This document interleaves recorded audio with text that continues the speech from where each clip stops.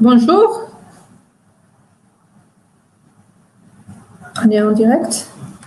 En fait, bonjour à tous et à toutes.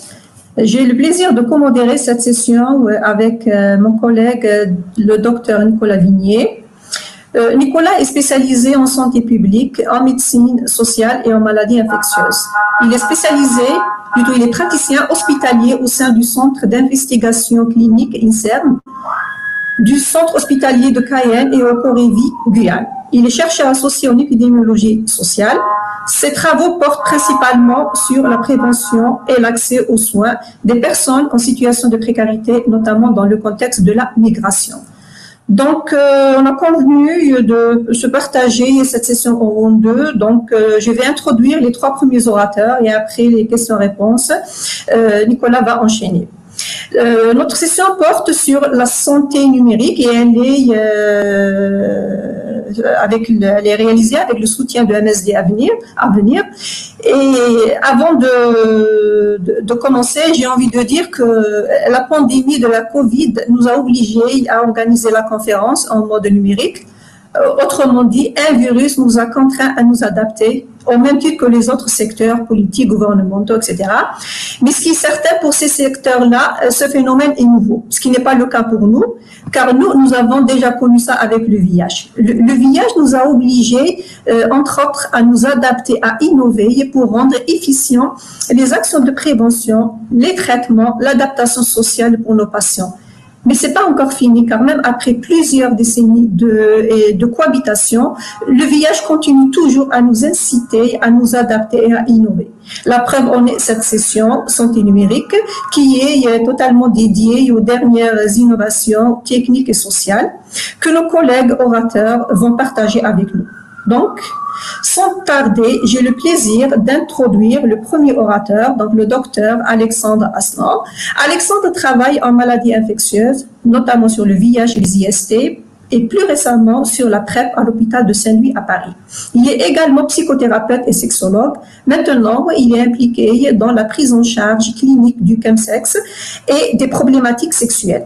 Il va nous parler, il va partager avec nous son projet WeFlash, qui est une innovation en santé sexuelle sur la notification anonyme des IST. Vidéo, s'il vous plaît.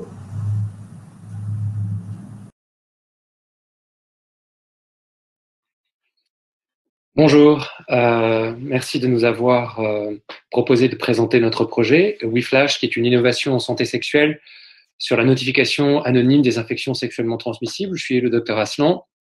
Alexandre, je travaille à la PHP à l'hôpital Saint-Louis en maladies infectieuses. Je suis également psychothérapeute et sexologue, mais c'est en tant que président de la société qui développe la solution de santé sexuelle WeFlash que je vais vous présenter aujourd'hui notre projet. Sur quoi, au départ, le constat s'est arrêté sur des résultats de politiques de santé sexuelle qui sont mitigés, parce que nous constatons toujours, et depuis des années, environ 6000 cas d'infections à VIH détectés par an depuis 2011. La grande majorité, enfin 40% de ces contaminations sont des hommes qui ont des relations sexuelles avec des hommes. On constate également, et depuis quelque temps, encore plus, une recrudescence des infections sexuellement transmissibles qui a été multipliée par 3 depuis 2016, sachant que les populations d'âge compris entre 15 et 24 ans sont les plus touchées. On sait aussi qu'il y a environ 24-25 000 personnes qui ignorent leur séropositivité, alors que de multiples tests de dépistage existent, qui sont disponibles dans des laboratoires. Il y a des autotests, des centres qui peuvent fournir ces propositions. Et puis, il y a aussi des solutions qui sont existantes, dont les trithérapies, dont l'injectabilité est le garant via le TASP de la non-transmission du VIH. Il y a des traitements post-exposition, il y a des autotests de dépistage aussi qui sont disponibles. Et puis, il y a l'arrivée de la PrEP qui maintenant touche plus de 20 000 personnes en France.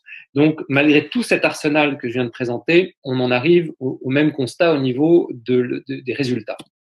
Alors, il faut aussi intégrer que il y a un contexte sociétal qui a évolué et qui est particulier, qui maintenant on essaie de s'adresser à une population qui est ce qu'on appelle les générations YouPorn, et qui, c'est une étude que je vous présente, qui montre que la culture Internet a façonné les imaginaires sexuels des moins de 25 ans de façon majeure. Et donc, c'est une population, une génération qui manie et qui utilise les applications digitales avec une grande facilité. Beaucoup d'applications de rencontres, plus de 3 600 000 utilisateurs actifs quotidiens sur une des grandes applications de rencontres gays. Et puis, je vous ai indiqué les autres. Et puis aussi une génération qui a un rapport particulier à son image, à ce qu'elle véhicule sur les réseaux sociaux, avec une obsession pour sa propre image, la réputation, l'irréputation et le capital séduction. C'est autour de ces sujets que l'on a essayé de s'inscrire avec le projet que l'on vous propose. Que veulent les gays et les HSH, qui sont la première population que l'on vise pour notre application? Eh bien, libérer leur vie sexuelle et amoureuse des anxiétés qui sont liées à la transmission des infections sexuellement transmissibles.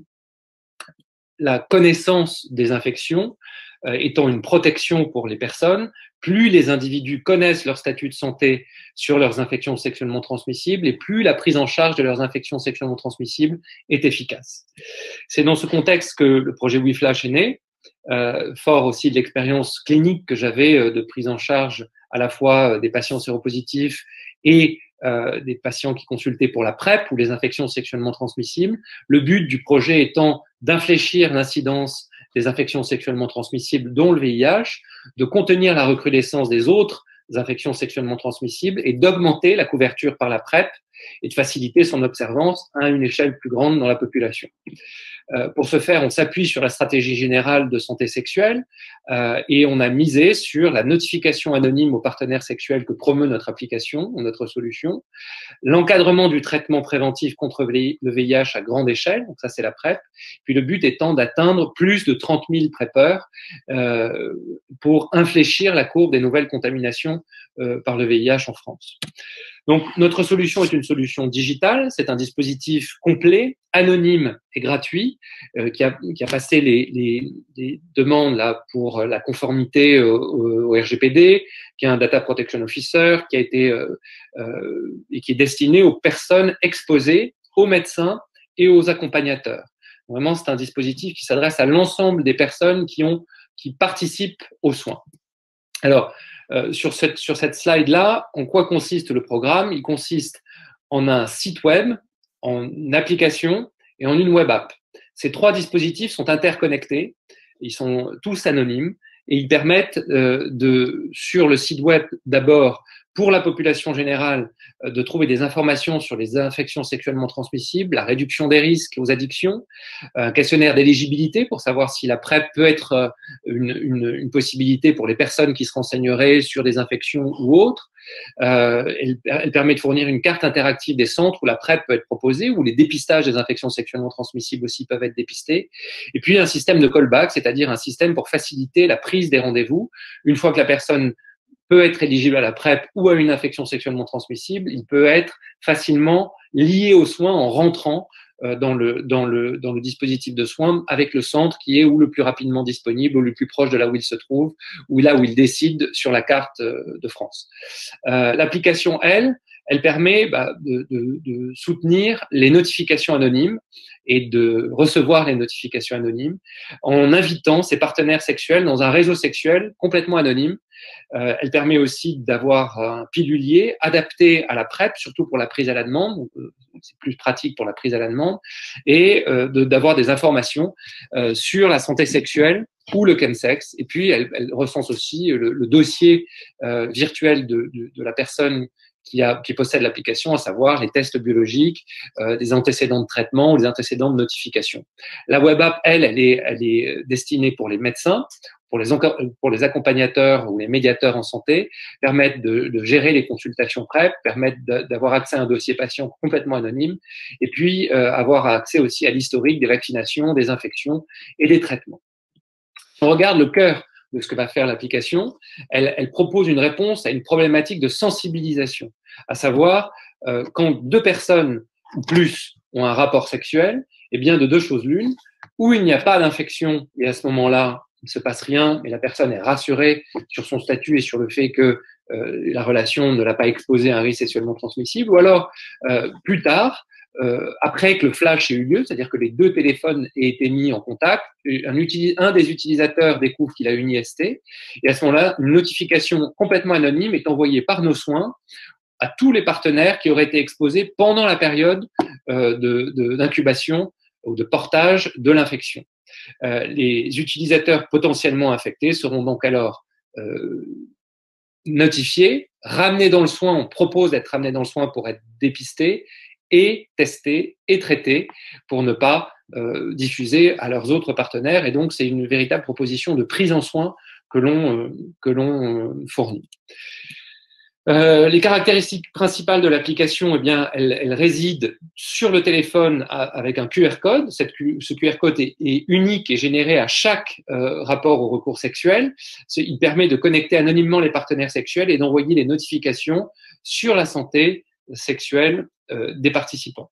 Il y a différents onglets dans l'application, je n'aurai pas le temps de tous les détailler, mais dans des onglets santé qui proposent des résultats des tests, des prises de rendez-vous avec les médecins, des notifications et la géolocalisation des centres médicaux, un onglet PrEP où le pilulier est présenté de façon ludique et facilitante, notamment pour la prise à la demande. On a beaucoup travaillé pour que la prise à la demande soit facilitée, que la personne n'ait plus qu'à renseigner l'horaire ou le moment de son rapport sexuel, et à ce moment-là, la prise est recalculée automatiquement quand elle est proposée à la demande. Évidemment, ça marche aussi pour la prise en continu. Une fonction aussi pour permettre de déposer des demandes auprès du système de soins. C'est pas forcément le médecin qui vous suit, mais le système de soins qui vous suit peut être alerté si vous avez des demandes particulières. Et puis, vous avez des formulaires de suivi qui sont mis à disposition. Et puis, il y a un onglet de notification qui permet d'être au courant de ces risques et de savoir quelles sont les notifications que l'on a reçues pour pouvoir mieux les adresser.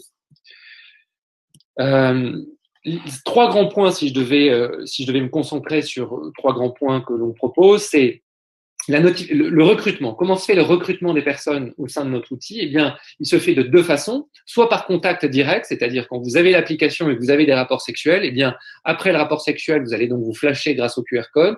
Vous allez créer un réseau sexuel connecté et anonyme. Puis, si une des personnes est testée positive, que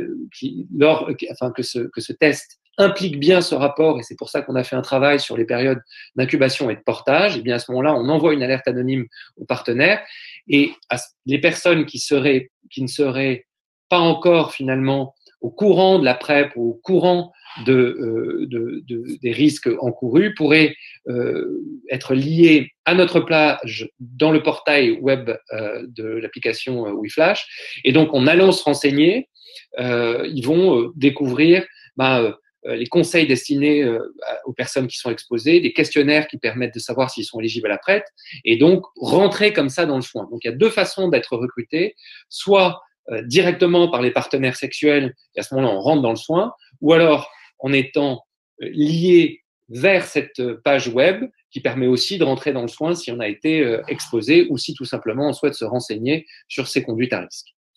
La deuxième partie, c'est ce qu'on appelle la facilitation. On essaie de faciliter la vie des personnes qui utilisent notre projet, à savoir via un dossier médical électronique qui est dédié uniquement à la santé sexuelle.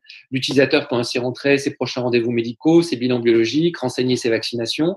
Le partage des informations se fait en un clic avec le médecin et uniquement lorsque la personne se trouve en face du praticien par la génération d'un code unique et anonyme qui fait que l'ensemble du dossier est à ce moment-là poussé vers l'interface du médecin, donc la web app professionnel du médecin qui permet une simplification de la lecture du dossier médical pour le médecin. Ça rend le parcours de soins plus intelligible pour l'utilisateur et puis ça centralise les informations médicales pertinentes. Du côté du médecin, on essaie de lui faciliter la vie en ayant des onglets dédiés quand il rentre dans la web app pour évidemment ne pas avoir à ressaisir toutes les informations que le patient aurait déjà saisies dans son application et comme ça, il bénéficie en fait de ce que le patient a déjà pré-rempli, qu'il peut corriger s'il a des erreurs et il peut extraire ce dossier pour le coller dans le dossier qu'il utilise déjà s'il a un autre logiciel de suivi pour ses patients. Puis on a aussi, ça lui permettra d'avoir une base de données nationale anonyme qui permet d'avoir des données exploitables à des fins de publication ou de recherche. Le tout étant que le parcours de santé, soit pour la PrEP, soit pour la gestion des infections sexuellement transmissibles, soit facilité. Je vous ai parlé du pilulier, de l'historique des consultations, des questionnaires qui sont transférables au médecin, ce qui évite d'avoir à tout ressaisir pour le patient ou pour le médecin. Donc, on essaie d'offrir une meilleure observance pour la PrEP et puis aussi, je vous dirai un mot plus tard, du dépistage par rapport au VIH. On pense qu'à terme, la solution que l'on propose permettra des économies pour le système de soins. Aujourd'hui, on sait qu'en 2018, le coût du dépistage des infections sexuellement transmissibles et du VIH a coûté environ un peu plus de 300 millions d'euros, 306 millions d'euros. Si on estime qu'aujourd'hui, il y a 30 000 patients qui sont testés tous les 3 mois avec un public qui n'est pas ciblé, le coût pour l'assurance maladie et pour les mutuelles est conséquent, puisque en fait, les personnes sont vues tous les 3 mois ou tous les 3 à 6 mois dans le système de soins. Ce que l'on propose, nous, avec WeFlash, évidemment, c'est que comme le flash intervient après les rapports sexuels, eh bien, à ce moment-là, le dépistage est plus ciblé en fonction du risque et contrairement à ce qui est fait aujourd'hui de façon un peu systématique où des patients qui n'ont pas couru de risque se font dépister et des patients qui, eux, sont plus à risque que d'autres, attendre la périodicité de 3 mois pour se faire tester et donc peuvent contaminer d'autres personnes pendant ce temps-là, eh bien là, les gens ont recours au test quand ils reçoivent une notification et on pense que ça donnera des économies substantielles pour la collectivité. Alors, évidemment, cette application, on l'a évaluée, hein, on a proposé à la fois grâce à notre partenaire Aide, qui développe avec nous ce projet. Eh bien, on a d'abord fait avec le partenariat avec l'université McGill des focus group à la fois sur les utilisateurs, sur les usagers du système de santé, sur les médecins, sur les institutionnels. Donc, on a publié ça à la fois dans des posters, comme à la SFLS ou sur les journées thématiques de santé sexuelle. Vous voyez là les 2 titres de posters qui sont sur bandeau noir, mais également dans STD and AIDS, avec la première publication qui est l'acceptabilité de notre outil WeFlash auprès des principaux usagers à venir. Et donc, vous pouvez accéder évidemment à cette publication. Et puis, une publication sur le rendu de ce que l'on a fait va être également proposée sous peu. Donc, en quoi finalement consiste ce que l'on propose? Ça consiste en une proposition de valeur qui prend en compte les désirs des patients, adaptée à des générations qui utilisent beaucoup les systèmes digitaux, à la fois des valeurs émotionnelles et rationnelles. Sur le côté émotionnel, on a évidemment des valeurs autour de la libération, de l'attractivité autour de la sexualité, de l'amélioration des relations sexuelles, de la facilitation de la recherche de partenaires occasionnels si c'est le souhait des usagers.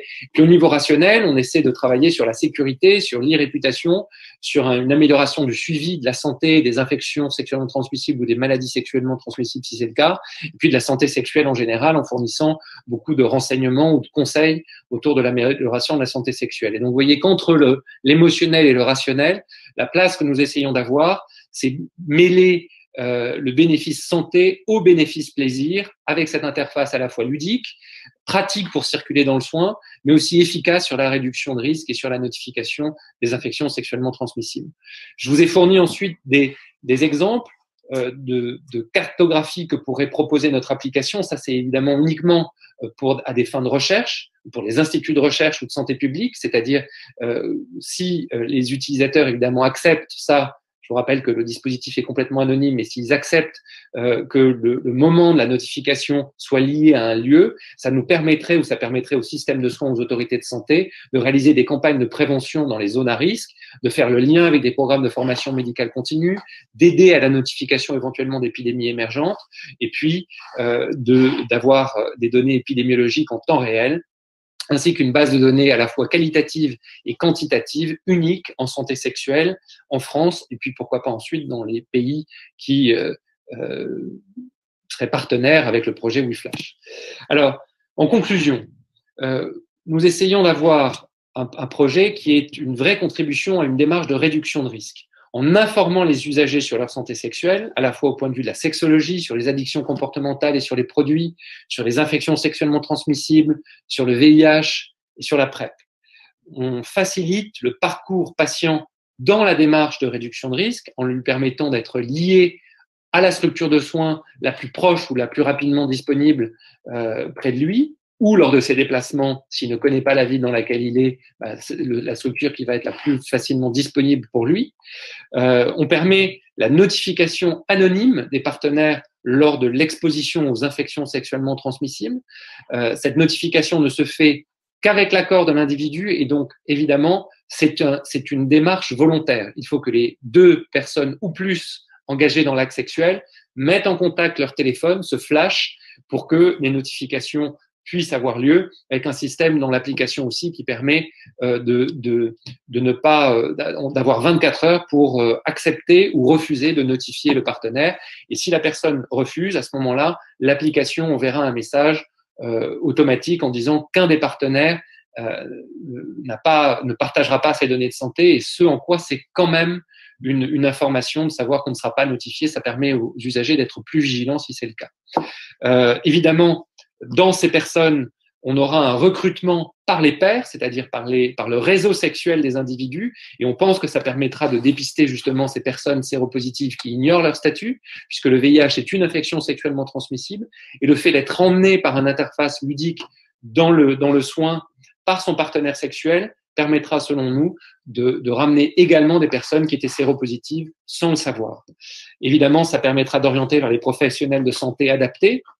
Il permettra aussi aux professionnels de partager, grâce à cette interface, des conclusions de consultation. Je pense aux sexologues, aux proctologues, à l'infectiologue ou à d'autres professionnels de santé qui vont être autour du soin de la personne concernée par sa santé sexuelle, et puis de proposer évidemment via le recrutement par les partenaires sexuels que la PrEP soit étendue à plus grande échelle, puisqu'à ce moment-là, ça serait ces partenaires qui permettraient de rentrer dans le soin et d'être sensibilisés à la PrEP. Et puis, je vous l'ai dit, de générer des données pour la recherche épidémiologique, pour les autorités de santé ou les instituts de recherche qui seraient intéressés. Je vous présente ici les partenaires que l'on a eus depuis le début du projet. C'est un projet qui a plus de 4 ans et qui est arrivé à son terme maintenant, qui a donc partenaire historique Aide, la Fondation MSD Avenir, Vers Paris sans Sida, la région Île-de-France et la BPI, Sida Info Service, et puis une campagne de financement participatif via KissKissBankBank que nous avons réalisée en 2019. Donc, WeFlash se veut le premier réseau actif entre les patients et les médecins pour diminuer les IST et le VIH. L'installation est rapide, en 5 minutes, pour diminuer le nombre de nouveaux cas. C'est le pari qu'on fait et c'est possible avec WeFlash. On s'est assuré de l'acceptabilité auprès des populations et des publics concernés via les focus group et les études que l'on a fait, que je vous invite à consulter. Et puis on s'est assuré aussi du retour de ces populations et nous avons hâte de pouvoir publier cette deuxième vague de l'étude. Donc, nous espérons qu'elle sera bientôt lancée à grande échelle. Elle est maintenant disponible, évidemment, dans le cadre d'études de pré-lancement, et nous attendons la possibilité de nous adosser à un partenaire qui permettra de déployer cela au moins sur le plan national en France, voire au-delà. Je ne pourrai pas participer malheureusement aux questions aujourd'hui, mais si vous avez des questions sur ce projet, je vous indique à me contacter au mail qui s'inscrit alexandre.aslan@adis.com. Je vous remercie de votre attention et je vous souhaite une bonne fin de... Merci Alexandre pour ce partage de cet outil ou cette application qui est encore une fois novatrice compte tenu qu'elle réunit plusieurs acteurs, soignants, acteurs de la prévention, les bénéficiaires, et pour répondre à un besoin crucial en ce qui concerne la santé sexuelle et tout le tabou qui l'entoure. Donc sans trop tarder, on va enchaîner avec toujours des innovations. Et là, j'ai le plaisir d'introduire le docteur Bertrand Leboucher. Bertrand est chercheur clinicien, spécialiste en soins primaires pour les PVVIH et hépatite C, exerçant dans le service des maladies virales chroniques du Centre universitaire de santé McGill à Montréal, au Canada. Il est professeur agrégé dans le département de médecine de famille à l'université de McGill. Il développe une nouvelle mesure patient connecté et adapte une application mobile Opal pour améliorer le parcours de soins VIH et suivre les patients Covid à distance, faisant en sorte que le patient soit acteur de sa santé et dont il va nous parler aujourd'hui. Vidéo, s'il vous plaît.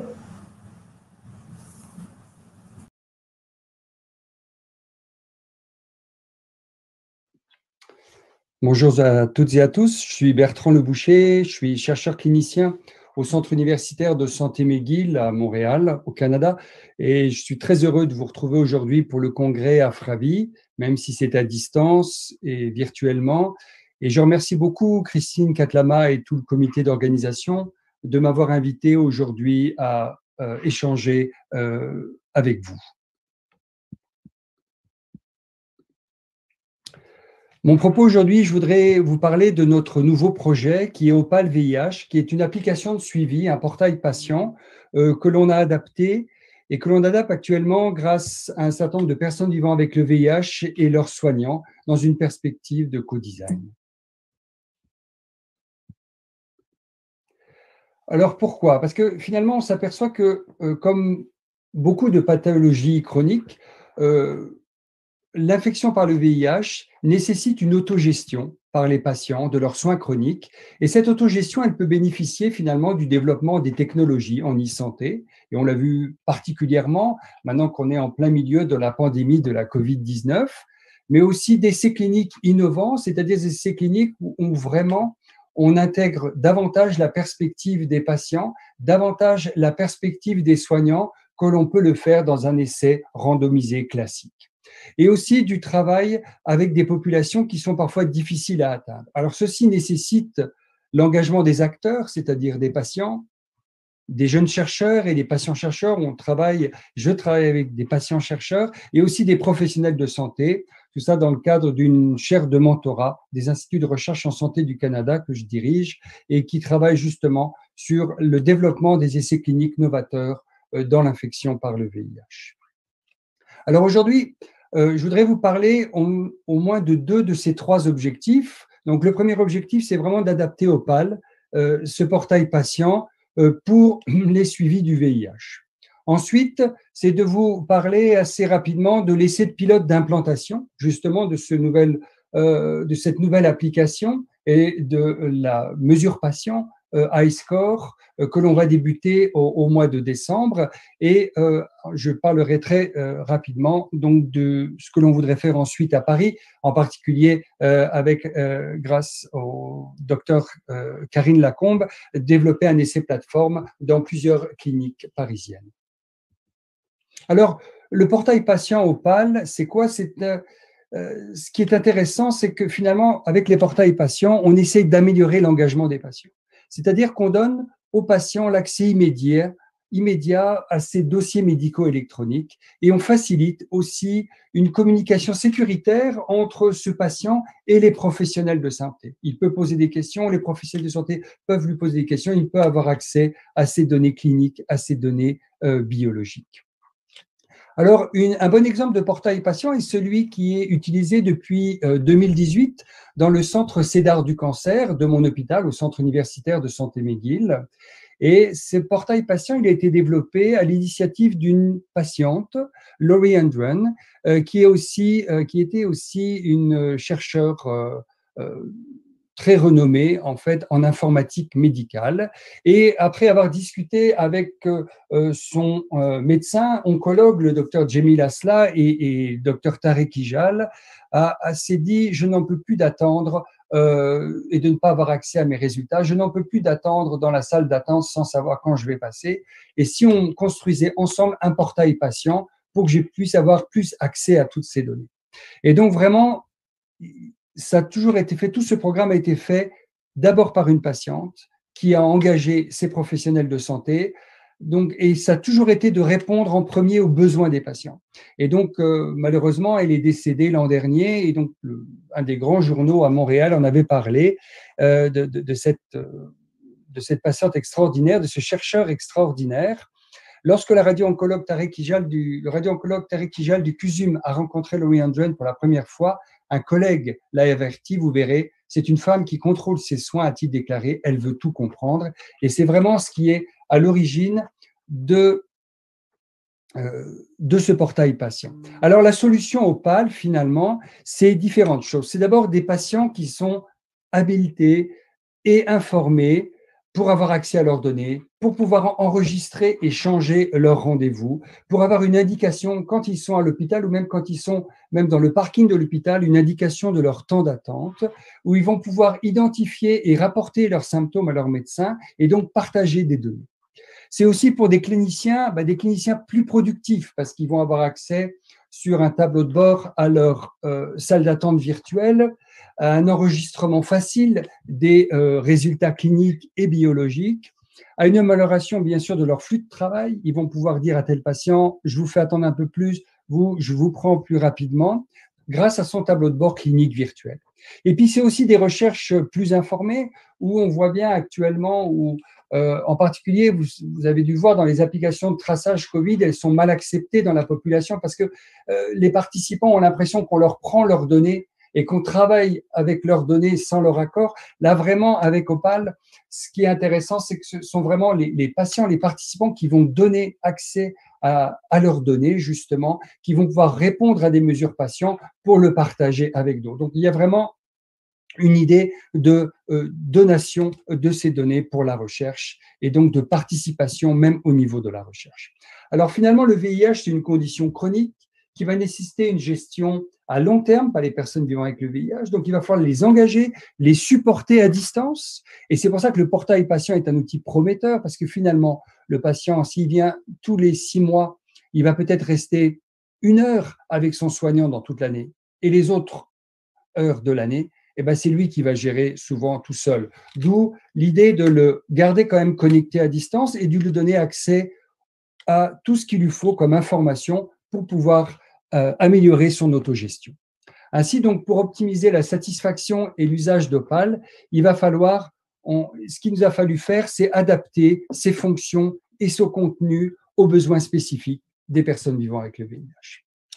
Cela montre que c'est important pour nous, donc ça a été la première phase, ça a été vraiment une adaptation, une évaluation des besoins qu'on a fait à Montréal et à Paris. À Montréal, dans le service des maladies virales chroniques et dans d'autres cliniques aussi pour les soignants de Montréal, d'autres cliniques VIH, et à Paris, dans le service des maladies infectieuses de l'hôpital Saint-Antoine du professeur Karine Lacombe. Donc les questionnaires ont été remplis par plus de 114 personnes vivant avec le VIH, 31 professionnels de la santé, et on a fait aussi donc une recherche plus qualitative avec des focus group, 4 focus group patients et 6 focus group chez des professionnels de la santé. Alors, si on regarde un peu les caractéristiques des participants, leurs préférences, ce qui est intéressant, c'est dans leur utilisation des smartphones et des tablettes. On était même surpris, c'est que 93% des personnes vivant avec le VIH utilisent des smartphones, utilisent des tablettes. On est à 96% chez les professionnels de santé. Par contre, si on est avec des personnes avec le VIH de plus de 50 ans, on baisse à autour de 80%. Et c'est intéressant que, par exemple, dans mon service, on a à peu près actuellement plus de 30% de personnes migrantes, réfugiées, qui souvent sont confrontées à des problèmes psychosociaux très importants, mais malgré ça, la plupart sont connectées. Ce qu'on voit aussi, c'est que même si elles ont des smartphones, des tablettes, la plupart des personnes qu'on a interrogées ont une faible ou une non-utilisation de la e-médecine et des applications santé, à 82% chez les PVVIH ou 61% chez les personnels de santé. Alors, si on regarde ensuite, vous voyez, avec ces 2 graphes araignées, les speedographes, vous pouvez voir en rouge les fonctions qui sont voulues à la fois par les patients et par leurs soignants, et en bleu, celles qui sont surtout voulues par les patients et moins par les soignants. Et je voudrais juste vous parler de 2 applications, de 2 fonctions qui sont surtout voulues par les patients et moins par les soignants. Vous voyez, c'est l'accès aux notes cliniques. Ça, on l'avait déjà vu avec Opale en oncologie et ils ont donné accès, l'équipe Opale Oncologie a donné accès à toutes les notes cliniques des soignants, en particulier des médecins. Et on voit bien que chez nos soignants, dans le VIH, ils ne sont pas tout à fait d'accord avec ça. Mais par contre, c'est très demandé par les patients d'avoir accès à toutes leurs données et en particulier leurs données cliniques. L'autre chose, ça va être ce qu'on appelle le checking quand ils vont s'inscrire pour leur consultation. et quand ils sont à l'hôpital, ils préfèrent faire ça en ligne alors que les soignants préféreraient aller directement chercher le patient. Eux, ils préfèrent faire ça en ligne et aller directement dans la salle de consultation. Alors, si on regarde plus maintenant dans les premières analyses qualitatives, qui sont, je vous ai juste rapporté ici, préoccupations et besoins des patients, mais aussi des professionnels de santé. Alors, il y a 4 points très importants qui sont issus de l'analyse des focus group. C'est tout d'abord une information simple qui est adaptée pour les patients. Et comme dit un patient, au moment de la consultation, le médecin ne donne peut-être pas toutes les explications, et là, elles seront dans Opal. Le deuxième point, ce sont des paramètres qui vont être adaptables, conviviaux, pour les fonctions clés du portail patient Opal. Et là, à ce moment-là, ce serait bien que le calendrier puisse rappeler différentes choses aux patients, de passer pour leur laboratoire avant la consultation, de renouveler leur prescription. Et le calendrier pourrait être aussi lié au plan de traitement. Tout est fait pour rappeler aux patients qui se retrouvent tout seuls. Le troisième point, c'est l'accès aux outils de communication pour les personnes vivant avec le VIH, afin qu'ils puissent partager leur expérience, partager leurs soins au niveau des antirétroviraux. Et ainsi, comme dit un médecin, Opal va permettre un espèce de dépistage de certains problèmes spécifiques. Ainsi, on pourra mieux orienter vers des ressources additionnelles, vers d'autres professionnels de santé que seulement le médecin lors de la consultation, car on aura eu cette information avant grâce au portail patient. Alors, Opal VIH, vous présentez rapidement Opal VIH. Donc, vous pouvez voir un peu les premiers écrans d'Opal VIH qu'on est actuellement dans les premières phases de test. Donc, vous pouvez voir sur l'écran de gauche ici, là, c'est par exemple une description que va recevoir un de mes patients avant qu'il ait une consultation avec moi. Donc, qu'est-ce qu'il doit faire, comment il doit se préparer, comment va se passer la consultation. Et chacun de mes collègues, médecins, autres professionnels de santé, a préparé ce même texte qui lui est adapté. Ensuite, sur le deuxième écran, vous pouvez voir le plan de la clinique. On a aussi le plan de l'hôpital avec une géolocalisation qui va lui permettre de savoir exactement là où il doit venir me voir. Et ce troisième écran montre le calendrier pour mon patient où il va savoir quand il a une consultation de télémédecine avec moi, quand il doit aller voir les infirmières à l'hôpital de jour ou quand il doit aller voir un autre professionnel de santé comme le travailleur social ou comme le pharmacien clinique de notre service. Et il sera à chaque fois pour tous les rendus. Alors, ce qui est important, c'est que jusqu'à ces derniers mois, on travaillait donc déjà depuis plusieurs années sur une mesure patient, une patient reported outcome connectée, le HiScore pour Interference Score. Et on peut dire que ce HiScore, c'est un peu comme un index des difficultés perçues par les patients pour prendre leur antirétroviraux. Et donc, c'est une étude et une mesure patient qu'on a mis en place grâce à une étude entre le Canada et la France. Et donc, ce qu'on peut voir, c'est on vient de mettre en fait le HiScore dans l'application Opal VIH. Et donc, si on prend par exemple la version du HiScore avec les 6 items, vous pouvez voir ici que le patient va pouvoir les remplir. Il peut faire ça à domicile ou il peut faire ça même dans la salle d'attente ou dans l'hôpital avant sa consultation. Ensuite, moi, quand je vais avoir mon tableau de bord, je verrai donc tous mes patients et je pourrais même lui demander s'il n'a pas fait je pourrais lui envoyer ce questionnaire ou un autre questionnaire. Et ensuite, je vais pouvoir voir l'évolution des différents domaines de ce HiScore pour voir comment, en fonction de ces consultations, mon patient évolue. Lui aussi, il pourra après avoir accès à ces données et faire son auto-évaluation.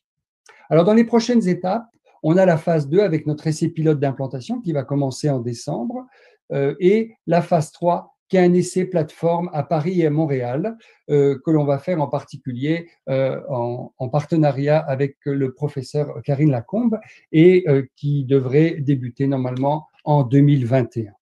Alors, dans la phase 2, l'essai pilote d'implantation, juste vous montrer rapidement le design, c'est-à-dire que le patient va compléter en fait l'IPROM et va compléter un certain nombre d'autres questionnaires avant sa consultation et il va avoir 3 visites à la clinique et il va partager les résultats avec son médecin tous les 3 mois.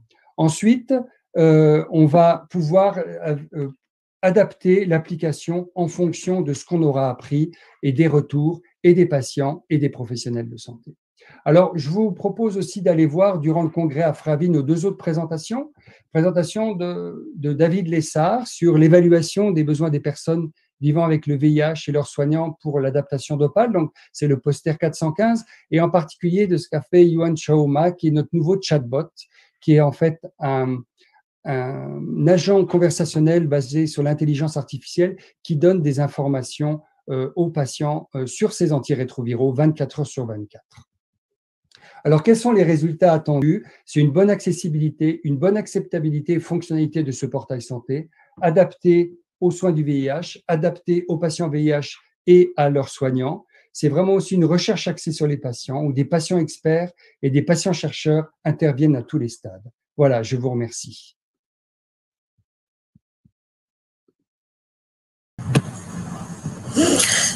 Merci Bertrand pour ce travail, on va dire remarquable, voire audacieux, et qui met encore une fois le soignant au défi d'être en face de son patient. Et là, c'est toute la particularité et la spécificité du VIH. Et avant d'enchaîner avec la troisième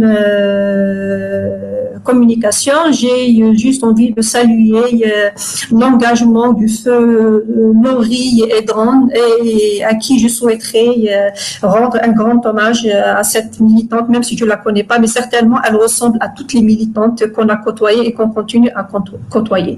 Donc sans trop tarder, on va enchaîner avec excusez-moi. Alors, one minute, please. Alors, avec le docteur Saharou Doukour. Saharou est un médecin de formation. Il travaille à la direction régionale de la santé de Bamako au Mali. Il est chargé du suivi et évaluation des activités de prévention et de prise en charge du VIH-Sida. Son centre d'intérêt, c'est essentiellement la recherche clinique, l'activité communautaire, à l'image de tous les infectiologues qui ont côtoyé l'épidémie-VIH et le VIH. Il va nous parler donc de l'optimisation de la prise en charge avec un dossier informatisé. Vidéo, s'il vous plaît.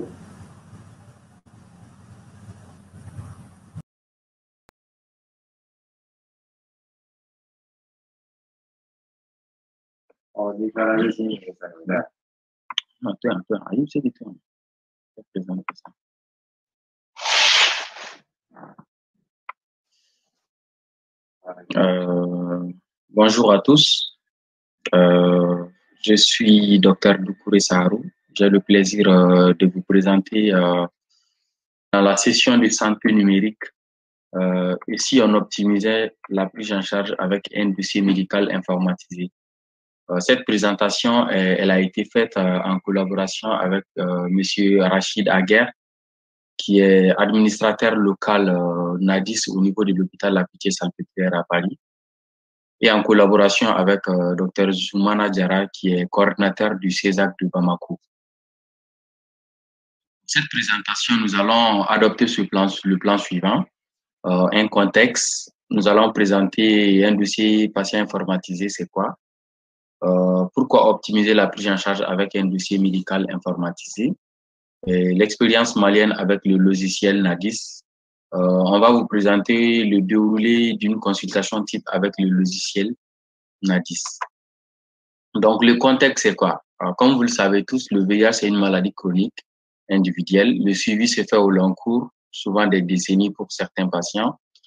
Et plusieurs disciplines sont demandées, les cliniciens, les biologistes, les sociologues. Et la stratégie de prise en charge est vraiment évolutive. Donc, en Afrique, ici, nous utilisons plusieurs logiciels. Par exemple, nous utilisons le logiciel ESOP. Au Mali, jusqu'à présent, nous utilisons encore des dossiers papier. Et avec ces dossiers papier, nous avons des problèmes de stockage, comme vous le voyez sur l'image ici. Nous avons des papiers qui sont vétustes avec le temps. Pour un seul patient, comme je l'avais dit, c'est un suivi au long cours. Un seul patient, au bout de 10 ans, peut avoir plus de 10 dossiers, ce qui rend la recherche fastidieuse lors des rendez-vous. Et ça rend aussi l'analyse des données très, très difficile. Donc, vous voyez sur cette diapositive des images d'illustration, un espace de stockage des dossiers chez nous. Vous voyez que voilà, il faut un espace, un grand espace avec des étagères pour pouvoir disposer des dossiers année par année. Et sur la seconde photo, vous voyez une dame en consultation et sur sa table, vous voyez beaucoup de dossiers qui sont disposés. C'est les dossiers qui sont les patients qui ont un rendez-vous ce jour. Donc, avec un registre de consultation, vous voyez que la consultation se fait avec ces dossiers, avec un registre. Et il faut tout écrire. Donc, le dossier patient informatisé de spécialité, c'est quoi? C'est un dossier qui est réalisé par un comité d'experts spécialisés. C'est des dossiers informatiques qui sont structurés. La saisie manuelle aussi, elle est limitée. Les bases de données des médicaments avec toutes les informations médicales complètes et la mise à jour, ainsi que la gestion des interactions, tout est pris en compte. Donc, c'est l'identification aussi des patients, elle est exclusive. Tout ce qui est date, la valeur, l'unité, le seuil, tout est inséré. Aussi, c'est un logiciel qui permet la traçabilité des connexions et des modifications. Vous allez voir tous les intervenants qui ont accès au dossier des patients. À chaque fois qu'il y a un recours, modification ou connexion, la trace est gardée par le logiciel. Aussi, il y a une interconnectabilité avec les systèmes tierces. Donc, c'est un logiciel qui peut être utilisé par les médecins, les infirmiers, les psychologues, les diététiciens, l'administrateur et l'équipe informatique locale. Le service de pharmacovigilance a accès à ces dossiers médicaux informatisés. Le service de virologie, de pathologie, d'immunologie. Même la maternité a accès à ce dossier pour pouvoir prendre en charge les patients. Donc, quand et comment utiliser un dossier médical informatisé? On peut l'utiliser pendant la consultation et pendant les staffs, par exemple, les réunions de conseil, les RCP, réunions de conseil pluridisciplinaire. En dehors de la consultation aussi, on peut l'utiliser, par exemple, pour l'avis d'un collègue. On peut l'utiliser aussi pour évaluer la file active du service. On peut l'utiliser pour améliorer le suivi, l'amélioration de la qualité des données saisies. On peut l'utiliser aussi pour construire des idées de recherche et requêter la base sous-jacente. Donc, l'expérience malienne avec le logiciel NADIS. Le CESAC de Bamako a souhaité disposer d'un dossier médical informatisé et le choix a été porté sur le NADIS. Le CESAC a commencé la prise en charge du VIH en 1996. Donc, quand le choix a été porté sur le logiciel NADIS, il y a eu la formation de l'équipe médico-biologique par rapport à l'utilisation du NADIS. Il y a eu la formation aussi de l'administrateur local afin d'autonomiser la maintenance de l'outil sur le site. Il y a eu l'appropriation au quotidien du logiciel par l'équipe médico-biologique. Et quand le logiciel a été installé, du 18 janvier jusqu'au 15 février 2018, comme vous le savez tous, après l'installation, l'optimisation par les agents n'était pas au top. Il y a eu 822 dossiers qui ont été saisis sur une file active de 5 904 patients. Mais quand les agents ont commencé à avoir la main sur l'outil, en 2020, la file active globale de 7 254 personnes vivant avec le VIH qui sont sous traitement, donc, ont tous été saisis dans le logiciel NADIS. Donc, vous le voyez ici, ça c'est l'outil NADIS au CESAC de Bamako. À gauche, vous voyez le serveur. Je pense que c'est ma gauche. Vous voyez l'image du serveur du NADIS dans le bureau. Et à côté, vous voyez un médecin qui est avec son patient. L'image du patient est floutée. Le patient qui utilise le NADIS pour une consultation. Sur la table, on voit que tout est allégé. Écran, clavier, souris. Et le patient, il est là. Donc, facilement, le médecin, il a la possibilité d'insérer toutes les données. Et pouvoir avoir, en même temps, avec ça, il a plus de temps pour son patient et moins de papier à renseigner. Donc, ça, c'est le déroulé d'une consultation type avec le NADIS. Avec cet outil, on a la chance d'avoir sur une seule interface tout ce qui est renseignement administratif du patient. D'accord? et on voit que à chaque recours fait dans un dossier, la traçabilité est encore là. Donc, le NADIS aussi nous permet d'avoir une visibilité sur les bilans biologiques. Par exemple, ici, nous avons la courbe d'évolution des CD4 à travers le NADIS sur un patient qui a commencé le traitement depuis 2002, je dirais ici jusqu'en 2008.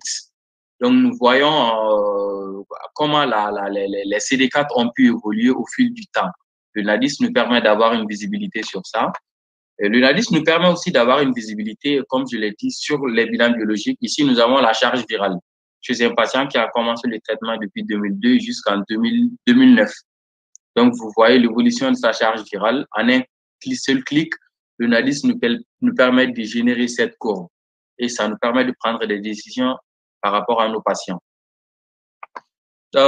Ici, nous avons, ce n'est pas seulement le VIH, nous avons une courbe d'évolution des transaminases, les ALAT et les AZAT, chez un patient qui a commencé le suivi de 2006 jusqu'en 2010.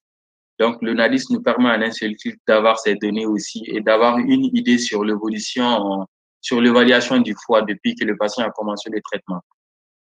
Donc, le NADIS nous permet aussi d'avoir une synthèse immunovirologique d'un patient qui est suivi. Ça, c'est juste une synthèse immunovirologique et thérapeutique en illustration d'un patient qui est sous traitement de plus de 10 ans.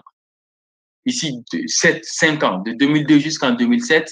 Cette synthèse nous permet d'avoir les valeurs des CD4, les valeurs de la charge virale et l'évolution thérapeutique aussi du patient, tous les schémas thérapeutiques que le patient a eu à toucher tout au long de sa prise en charge. Donc, avec ces quelques données d'illustration, on peut voir que la prise en charge, elle est optimisée pour l'équipe soignante parce que ça facilite le recueil des données, ça facilite la gestion et l'accès aux données nécessaires à la prise d'une décision médicale. Ça améliore la qualité du suivi médical et la sécurisation de la prise en charge des patients parce que les données sont insérées. Ça nous permet de générer des données aussi. Et nous avons un serveur de stockage pour ne pas perdre les données. Donc, la prise en charge, il y a la sécurisation de la prise en charge. Donc, vous voyez, avec le CESAC, en une requête, on peut avoir la file active globale, le nombre de femmes, le nombre d'hommes suivis, le nombre d'enfants suivis. Ça permet d'avoir au moins des requêtes aussi du nombre de femmes enceintes séropositives qui sont suivies dans la file active et combien de femmes enceintes ont une charge virale. Ça permet aussi d'avoir le nombre de patients qui sont suivis et qui sont en train de répliquer. Ça permet d'avoir ça et ça permet aussi de faire des requêtes pour les patients qui sont suivis mais qui sont perdus de vue. Donc, avec ça, nous, au CESAC de Bamako, on a vu que voilà, la prise en charge, elle a été optimisée. Moins de papier, plus de temps pour les patients. Donc, d'un autre côté, elle est optimisée aussi pour les institutions qui prennent les décisions au niveau national, le ministère de la Santé, les directions régionales de la santé, les partenaires financiers et techniques qui accompagnent la prise en charge du VIH, parce que le logiciel nous permet en temps réel de générer rapidement des données donc, qui peuvent diriger même les décideurs au niveau de la santé publique. Donc, avec ça, parce que dans le temps, c'était vraiment difficile pour nos services décideurs d'avoir des données. Mais avec ces logiciels, avec des simples requêtes, on peut facilement fournir des données à nos services centraux, à nos services qui prennent des décisions pour l'amélioration du coût de la santé et de la prise en charge de nos patients. Donc, en conclusion, une amélioration de la prise en charge des patients passe sans doute par la création d'un dossier médical qui renferme toute l'information nécessaire au traitement du patient et permet son partage. Donc, je ne pourrais terminer cette présentation sans remercier le laboratoire qui a fait la conception de ce logiciel, le laboratoire ABL. Nous remercions aussi l'hôpital La Pitié-Salpêtrière, à travers le service des maladies infectieuses, le professeur Christine Katlama et toute son équipe, voilà, qui a vraiment contribué à la formation de l'équipe du CESAC de Bamako et à l'installation du NADIS. Nous remercions aussi l'AFRAVI pour vraiment tout l'appui qu'ils nous fournissent. Et nous remercions aussi Arcade Santé Plus au Mali pour toute l'aide qu'ils fournissent auprès des personnes vivant avec le VIH. Merci.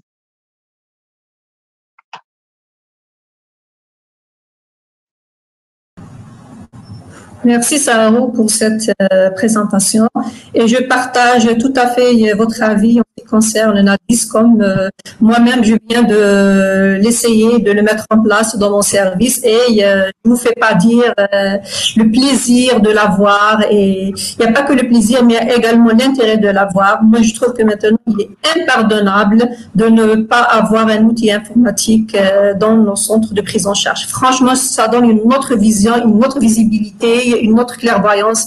Donc, je pense que il est vraiment important que tout le monde, tous les soignants, aient ce genre d'outils à leur possession. Donc là, on va commencer, on a 6 minutes pour faire le tour des présentations et répondre aux questions. Voilà, donc j'ai 2 questions, mais voilà, la première, elle était pour Aslan, et je pense qu'il a déjà répondu, parce que là, le PVVIH, ou plutôt la personne qui l'a posé, se posait la question, pourquoi vous n'incluez pas le pilulier pour le PVVIH, alors que ça a été inclus dans WeFlash. La deuxième question, alors, comment vous gérez la confidentialité des patients avec le logiciel? Catherine, depuis le Cameroun. Alors là, je pense qu'elle parle de Nadis. Saharou, tu peux répondre, s'il te plaît? La question de Catherine, par rapport à la confidence. Merci pour la question, Catherine. Par rapport, c'est une question qui revient le plus fréquemment. Est-ce que les dossiers médicaux informatisés peuvent garantir la confidentialité de la prise en charge? J'informe que oui, la confidentialité, elle est garantie parce que tout le monde n'a pas accès à cet outil. Donc, l'équipe ayant accès à cet outil, je les ai cités dans la présentation, et tout le monde a un code d'accès. Donc, sans ce code d'accès, on ne peut pas utiliser l'outil NADIS. Je ne sais pas si la question a été répondue. La question, elle était en ce qui concerne l'anonymat. L'anonymat. Ok, c'est ce que je disais tout de suite par rapport à la confidentialité. C'est l'équipe qui est, comme c'est une prise en charge qui est globale, l'équipe qui a la gestion des patients ont un code d'accès. D'accord? Donc, le patient, même avant d'utiliser cet outil pour tout patient, il a l'information comme quoi il y a un outil informatisé qui est utilisé pour sa prise en charge. Et que l'équipe, elle est pluridisciplinaire. Et l'équipe qui est engagée, tout le monde a un code d'accès. Si tu ne fais pas partie de la prise en charge, tu ne peux pas avoir un code d'accès. D'accord? Exactement. Toujours pour Nadis, Saharou, il y a une question qui vous parle. Est-ce qu'il est possible d'inclure la gestion des stocks des médicaments dans le logiciel? Oui, merci Dr Dogoni pour cette question.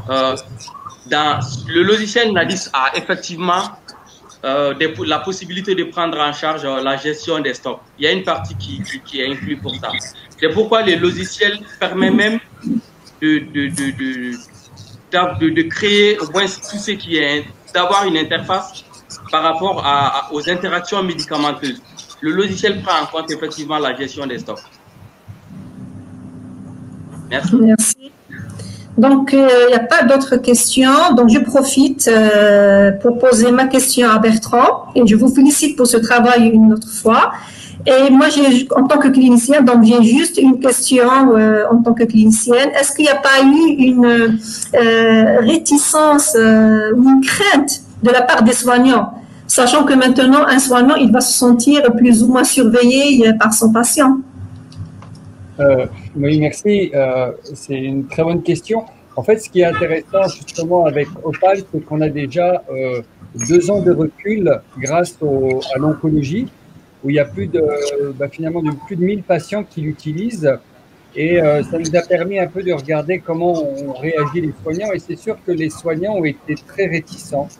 En particulier, les oncologues ont été très, très réticents à partager leurs notes cliniques. Mais pourtant, les patients, quand ils ont dans le processus de co-design, ont vraiment insisté dessus. Toutes les demandes qu'ils ont faites sur plusieurs centaines de patients, ils ont tous dit on veut avoir accès à nos notes, on veut avoir accès à nos marqueurs tumoraux, etc. Et donc, ce qui s'est passé, finalement, l'hôpital a décidé, on le fait, puisqu'il le demande. Finalement, maintenant, les oncologues s'y sont mis, un certain nombre les autres soignants s'y sont mis aussi, et ils ont juste dit, on a dû adapter nos notes. On a dû, parce qu'on sait maintenant qu'elles sont lues par plus de personnes, en particulier par les patients. Et donc, ça a modifié quand même les pratiques. C'est ça aussi qui est assez intéressant, c'est que ces outils, ils vont modifier beaucoup les pratiques. Et on voit, par exemple, en oncologie, un certain nombre de patientes ont contacté leurs soignants dès qu'ils ont vu les résultats, par exemple, de leurs marqueurs tumoraux, pour avoir un rendez-vous. Et c'est aussi des choses que nous, on espère avec la version, justement, pour la prise en charge des soins du VIH. C'est justement permettre donc, de maintenir un suivi parfois à distance, mais aussi permettre de faire revenir ou que le patient puisse revenir plus tôt s'il voit quelque chose d'anormal et il n'est pas obligé d'attendre son prochain rendez-vous. Donc, il y a une espèce de reconnexion. On espère avoir une reconnexion avec les soins parfois plus rapide. Tout à fait, merci. Donc, je vous remercie à tous. Je vous félicite pour la qualité des présentations et pour les informations partagées avec nous, ces innovations. Donc, je ne me suis pas trompée quand j'ai dit qu'on est toujours à l'ère de l'innovation avec le VIH. Et sans trop tarder, je passe donc la parole à mon collègue Nicolas pour la suite de la session. Merci à vous. Oui, bonjour à tous. Donc, sans perdre de temps, on va avancer sur les 2 dernières présentations. Donc, j'ai le plaisir d'introduire le professeur Pedro Pisa, qui est donc professeur à l'école de médecine clinique de l'université de Witwatersrand en Afrique du Sud, qui est donc un expert sur la veille sanitaire, le VIH, la santé sexuelle et en sciences de l'implémentation, et qui va nous présenter donc l'expérience de sa structure Right to Care, qui recueille des données en temps réel afin de renseigner la décision publique et de produire de la connaissance. Donc, professeur Pisa, je vous passe la parole.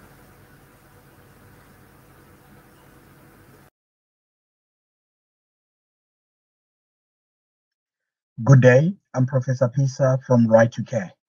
Today, I present the importance of enhanced surveillance throughout HIV and TB programs, and we present a case study of the impact of the Right to Care Knowledge Center within South Africa. I start with just emphasizing the point and the need for improved and enhanced surveillance within HIV and TB programs. The key value adds for enhanced surveillance are the ability to use near to real-time data for transitioning interventions and having targeted interventions based on the data that's actually available. So this facilitates precision programming. Additionally, there's importance in program performance and workforce management if there is data availability, and also this actually helps in utilization of the data to actually manage the workforce and augment the teams as needed based on how the indicators are performing. The last part is improved data analytics and insights that is facilitated through efficiencies in data mining and also the ability of having automated reports and graphs and figures and visualization. This actually reduces the reporting burden for most monitoring and evaluation teams. Within Right to Care, we developed what we term the Knowledge Center, which is an e-warehousing platform of data. It can absorb patient-level data, aggregated data, different forms of data to actually to be used for the synthesis of program success and improving program implementation and targeted intervention.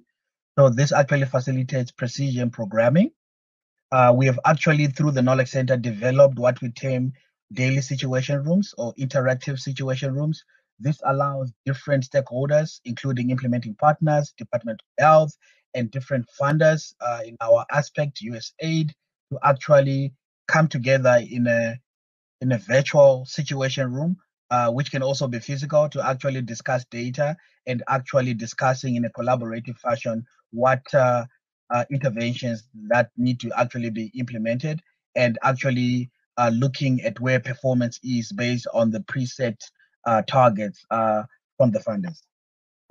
We can also, through the Knowledge Center, actually have an automated way of having dashboards and reports, which adds efficiencies to reporting.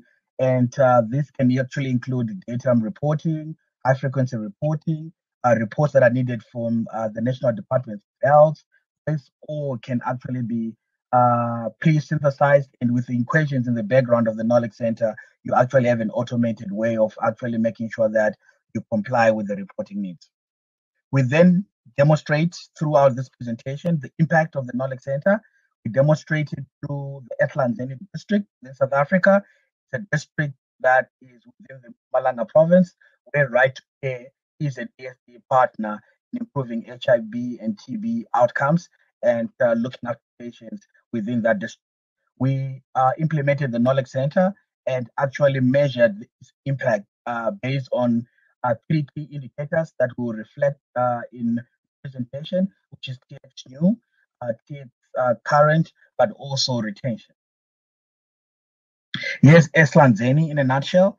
It's a district within Mpumalanga.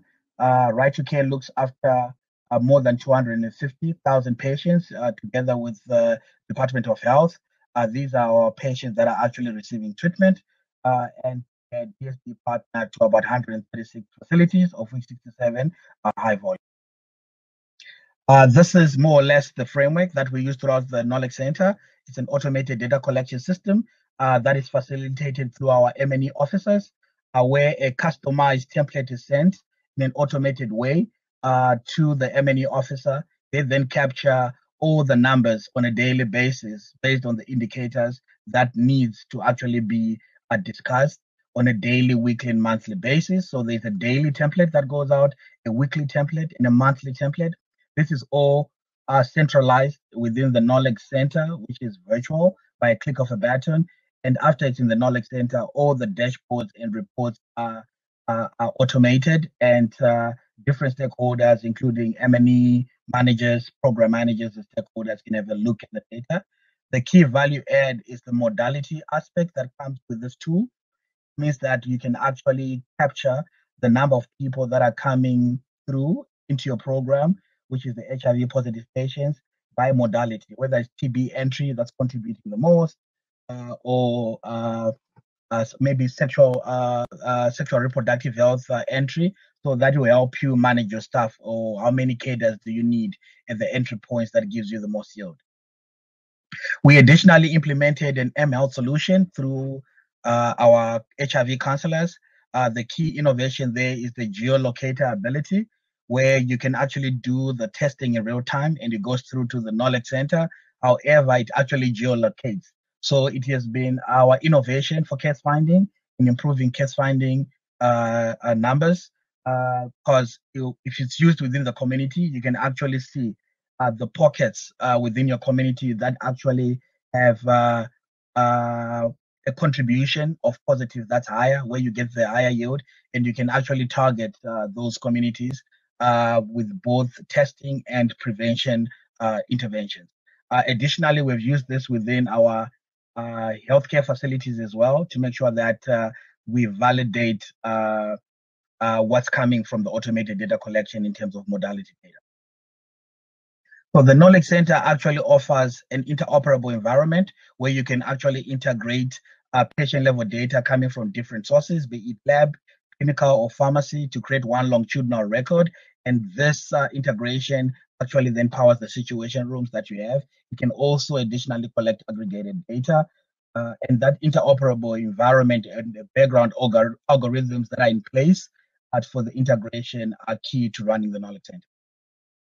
So in Tanzania, we launched daily situation rooms and weekly situation rooms together with the Department of Health, the district teams, to actually discuss data on a weekly basis and actually have a collaborative way for targeted intervention within the HIV and TB programs in Tanzania. The results of this are between March to May 2019. As a case study, there was actually an impact of the Knowledge Center was the increase in TXPAR with 6% increase, 35% increase for case finding, and 32% increase in retention within the district. Based on this finding, we've actually scaled up the implementation of the Knowledge Center across various programs within Right to Care, including some of our DSD work in Zambia. Additionally, what we then did with the data that is collected over time, that is within the Knowledge Center, we have done further analytics in the sense that we have then done more predictive analysis or profiling analysis to actually have more targeted interventions for key questions where we feel our programs were struggling at the time. So an example I put on the slide is the defaulting or missed appointments for collection of antiretrovirals. So with predictive modeling and us collecting demographic data, you can actually predict or profile the patients that are most likely going to default or not pick up their medication. And when you then have this demographic picture of what the kind of person that would default looks like, you can actually then synthesize targeted interventions for these patients as they come in. For example, instead of having a standard of care of sending 2 or 3 appointment reminders, you can actually do more, understanding that this patient is most likely going to be a default patient. So this value-add analytics, we have used predominantly data that is stationed within the Knowledge Center, and it's a further demonstration for enhanced surveillance coupled with analytics as the game changer for us to have data-driven solutions within programming of HIV and TB programs. Thank you.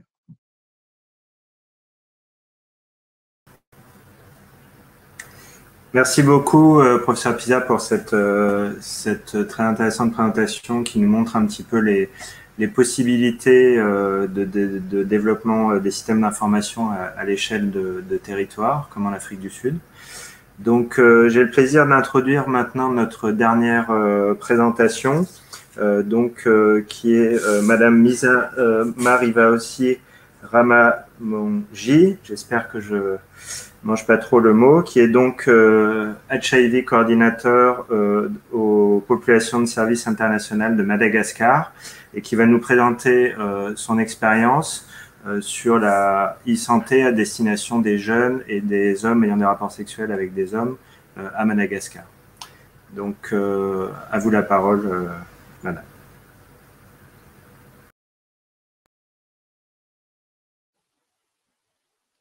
Bonjour à tous et merci de m'avoir donné la parole. Je m'appelle Ramamonzi Misarnos, je viens de Madagascar. Je travaille chez PSI Madagascar dans le département suivi évaluation du programme NMFVIH financé par le Global Fund. Aujourd'hui, je vais vous parler d'un thème sur le e-santé. E-santé pour l'accès des populations clés aux services de dépistage du VIH à travers les nouvelles technologies de l'information et de la communication à Madagascar. Tout d'abord, je vais vous parler de la situation épidémiologique du VIH à Madagascar. C'est-à-dire que Madagascar possède une épidémie au VIH de type concentré à faible prévalence chez les populations clés. D'après les enquêtes effectuées en 2016, le taux de prévalence auprès des AGH ou ayant des rapports sexuels avec des hommes est de 14,8%, auprès des professionnels de sexe 5,6% et 8,5% chez les consommateurs de drogues injectables. Avant de parler du sujet santé, je vais vous partager ce qu'est le programme NMFVIH mis en œuvre par PSI Madagascar. Le programme a commencé en 2018 et va se terminer pour cette année 2020. Le programme fait ses activités essentiellement dans la sensibilisation et le référencement au dépistage des populations clés. Il travaille avec les ONG dans les villes et en même temps, les populations clés bénéficient des préservatifs et des gels pendant ces activités de sensibilisation. Le programme NMFIH est mis en œuvre dans les 40 villes à travers le pays. Le programme e-santé était un programme pilote pour l'année 2019, c'est-à-dire que parmi les PE, parmi les pérédicateurs, nous avons sélectionné des pérédicateurs web qui vont mener des activités de sensibilisation auprès des populations cachées et qu'on ne trouve que dans les réseaux sociaux. Et l'équipe PSI a développé une plateforme pour les atteindre. Ensuite, après la sensibilisation, les animateurs web accompagnent les populations clés pour des dépistages volontaires auprès des centres de proximité. Ceci étant dit, l'objectif principal de l'e-santé est d'augmenter le nombre des personnes, populations clés dépistées pour atteindre l'objectif 90-90-90. Les zones d'intervention en 2019 pour l'e-santé est dans 6 villes où il y a des PE animateurs web. Leurs activités sont essentiellement, comme je dis tout à l'heure, la sensibilisation en ligne à travers les plateformes web. Et après leur sensibilisation, ils envoient les cibles au niveau des CSP ou s'il y a des dépistages mobiles. Les moyens sont deux sites. Le site web tanourakul.mg et docnet.mg. Tanourakul.mg, c'est essentiellement focalisé aux jeunes PS cachés ou des jeunes cachés mais qui ont des comportements à risque. Et pour le site Docnet, c'est spécialement pour les MSM. En parallèle avec ces sites, il y a le Facebook Tanourakul pour les jeunes PS et le Facebook Equality 2018 pour les MSM. Et c'est dans ces deux Facebook que les PE animateurs web, ils sont au nombre de 24, qui travaillent et sensibilisent les cibles et les orientent sur ce qu'ils veulent faire, dépistage ou demande de condom ou orientation sur des activités de sensibilisation en VIH. Comment se fait les sensibilisations au niveau de ces deux plateformes sur le site web? Les animateurs web informent les publics sur les activités effectuées par PSI ou par d'autres entités œuvrant dans le programme VIH, par exemple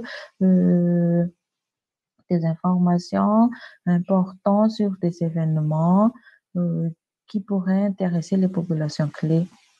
Ensuite, dans la page Facebook, c'est là que les informations sont partagées et même en discussion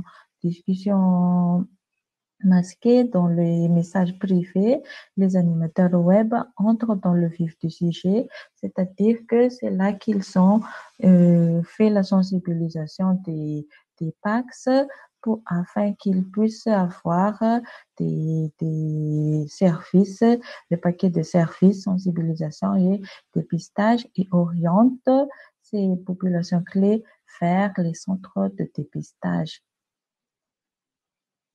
Pendant la phase pilote en 2019, nous avons pu toucher plus de 200 000 personnes sur les deux sites, et 142 000 interactions, c'est-à-dire j'aime et partage du page Facebook, et aussi pendant la phase pilote, 41 personnes ont été sensibilisées, c'est-à-dire qui ont reçu des sensibilisations en message privé, et parmi ces 41 personnes, 35 sont référées pour faire le dépistage dans le centre de santé de base de proximité, et on peut dire qu'il y a des résultats satisfaisants. Le deuxième tableau montre la situation des personnes sensibilisées par sexe au niveau du Facebook Tanourakul. C'est plutôt les femmes, 52% qui sont sensibilisées, et sur la page Facebook de Equality, ce sont les hommes. Actuellement, la situation du programme, puisque nous avons continué à faire le programme pour cette année 2020, et on a augmenté les zones d'intervention des animateurs web au nombre de 10, et les animateurs web aussi sont augmentés, renforcés en termes de nombre.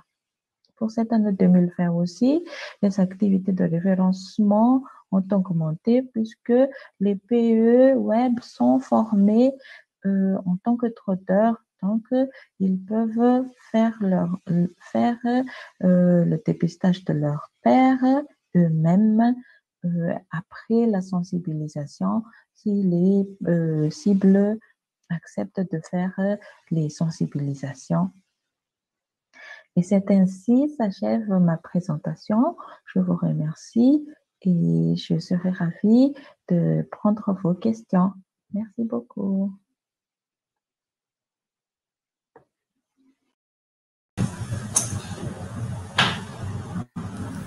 Très bien. Donc, merci beaucoup, Misa, pour cette intervention. Et donc, on va pouvoir passer à la session des questions et réponses. Donc, sans plus tarder, on a une question pour Pedro. We have something for you, Pedro. You are with us? Yes, I can hear you. Okay. So, Maxime Inges from Paris asks you, could you please expand how the patient app works, how it is linked to the other dataset? Is it here on Mate? And does it require patient to download the app? And how many of them actually download it? Did you understand me? I think so. Okay. So the actual.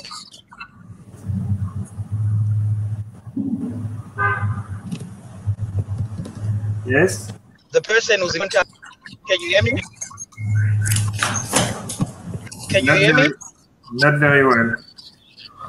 Let me try again. The person who's in contact with the app is the HIV testing counselor or a personnel that does the testing. So when you do the actual testing, after the testing is done, it automatically goes on to the knowledge center. So in near to real time, you can see the result of the patient. And currently, we have over 100,000 patients that has been tested through that app within South Africa. And it gives that geolocation, so you know where the positive patients are coming from within your geographic area. Thank you. Okay, so the patient don't have to download the app. Yes, it's the healthcare worker that downloads the app. Okay. Like a doctor or a nurse that uses the app. Okay. And how do you ask a patient consent about that? Yes, before you start with the counseling session, you ask for consent, and the patient agrees, and they can sign on the tablet that they are consenting, that their data can be used for further analytics. Okay, thank you very much. Alors, peut-être une question pour Lisa, si vous m'entendez. Oui. Ok. Donc, vous nous avez montré les résultats de la phase pilote du développement du site internet et de la page Facebook, où il y a eu du coup un nombre de contacts assez élevé là, avec la population cible, plus de 200 000. Par contre, vous nous dites qu'il y a seulement 41 personnes qui ont rempli le questionnaire et 35 qui ont été orientées vers un centre de santé sexuelle. Est-ce que vous pouvez expliquer un petit peu pourquoi ce différentiel qui est quand même important et pourquoi pas plus de personnes qui ont pu bénéficier de cette évaluation par les pairs éducateurs? Oui. Merci beaucoup pour votre question. En fait, les deux plateformes ont déjà existé depuis 2018. Et donc, il y a fait des informations qui passaient, mais nous avons commencé à faire le e-santé, c'est-à-dire la sensibilisation en ligne à partir du mois de décembre 2019. Donc, c'est pour ça que le nombre de personnes sensibilisées référées au niveau du CSP est encore petit parce que c'était encore pilote le e-santé, mais la plateforme a déjà marché depuis 2018. Donc, les résultats des personnes touchées sont le cumul des années de 2018 et 2019. D'accord. Merci. Fatia, peut-être vous souhaitiez poser une question aux intervenants? Non, pas vraiment.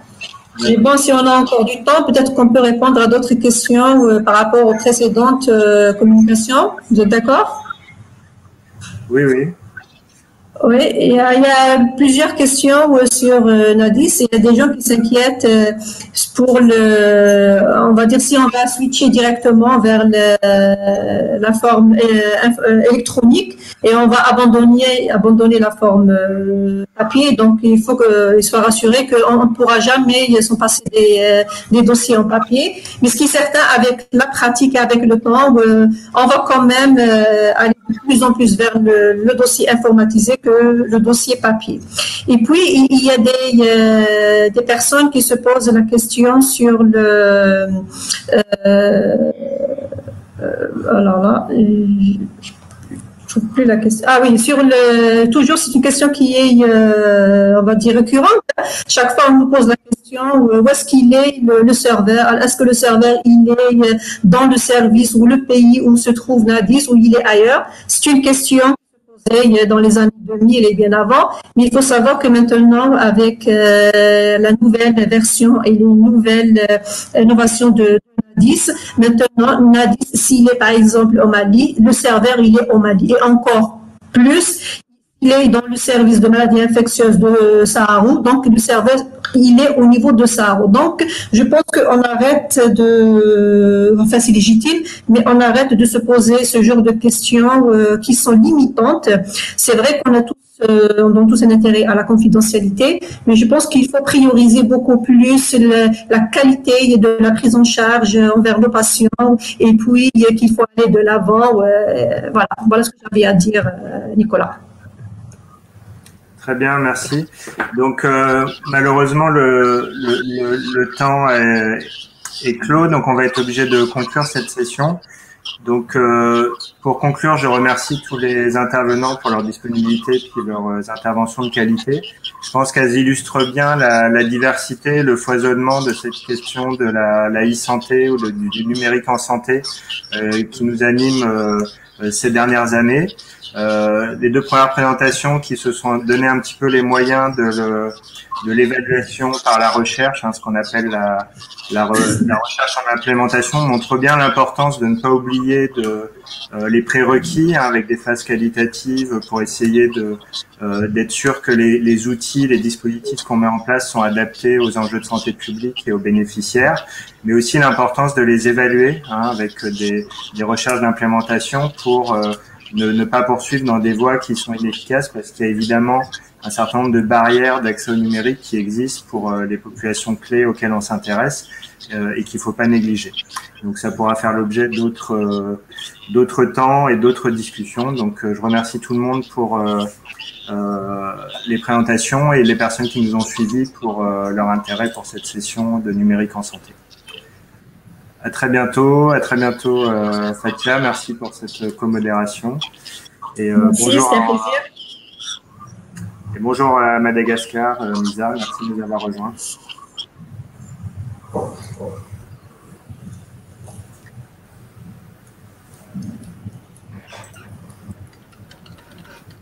Saya akan